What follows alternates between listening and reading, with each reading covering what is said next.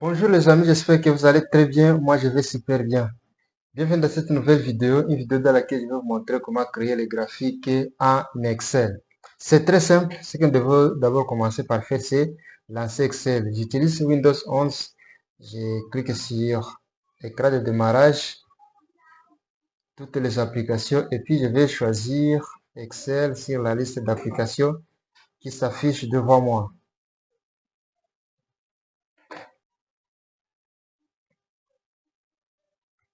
Je vais choisir Nouveau classeur. Voilà, nous avons devant nous Excel déjà ouvert. Maintenant, comment faire pour créer un graphique en Excel? Ce n'est pas vraiment très difficile, mais ça passe par trois étapes principales. La première étape, c'est la préparation des données. La seconde, c'est l'insertion des graphiques. La troisième, c'est la personnalisation des graphiques.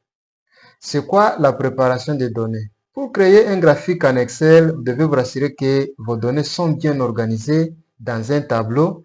Les en-têtes de colonnes et de lignes doivent être clairs et concis. Maintenant, ici, je n'ai pas encore de données, d'où je vais commencer d'abord par organiser les données. Je vais prendre l'exemple de ventes hebdomadaires.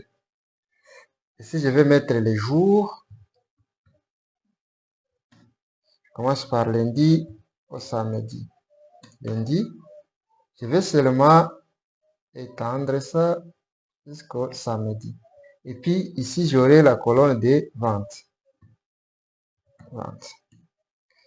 Les en-têtes de colonne, j'ai ici jour et vente.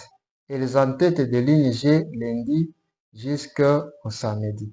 Maintenant, voilà, ici, nous avons déjà les données bien organisées. Toujours dans la préparation des données, qu'est-ce qu'il faut faire aussi? Il faut sélectionner les données qui vont apparaître dans les graphiques. D'où je vais sélectionner toutes les données. Maintenant, nous passons par l'étape de la création des graphiques. D'où nous allons passer par l'onglet Insertion.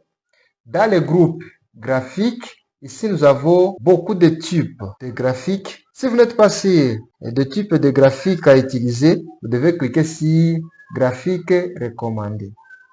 Dès que vous cliquez sur graphique recommandé, comme vous pouvez le voir, on nous propose beaucoup de types. Ici nous avons l'histogramme, ici nous avons la courbe, nous avons les secteurs, nous avons les aires empilées, nous avons les parentaux. Ici, tous les graphiques, on nous montre tous les types de graphiques qui existent. Mais pour le moment, moi, je préfère ici le secteur.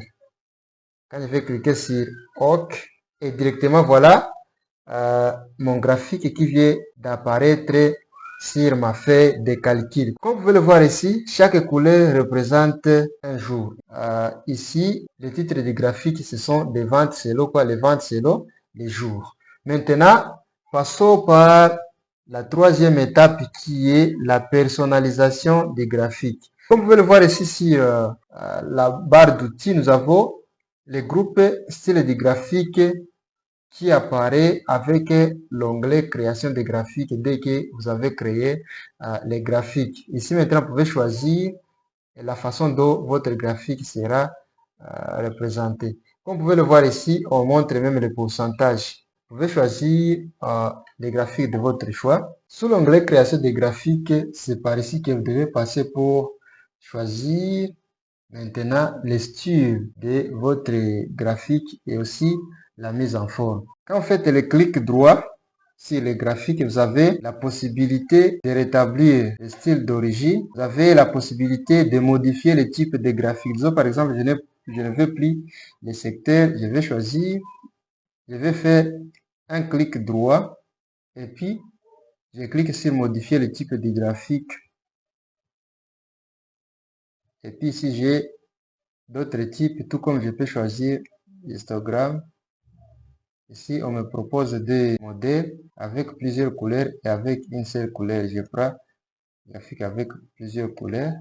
Voilà, ça devient l'histogramme. Tout comme ici, nous avons l'enregistrement des modèles, nous avons aussi la mise en forme de la zone de traçage. Ça dépend de vous. Voilà, si cette vidéo vous a été utile, n'hésitez pas à l'aimer, la partager, vous abonner.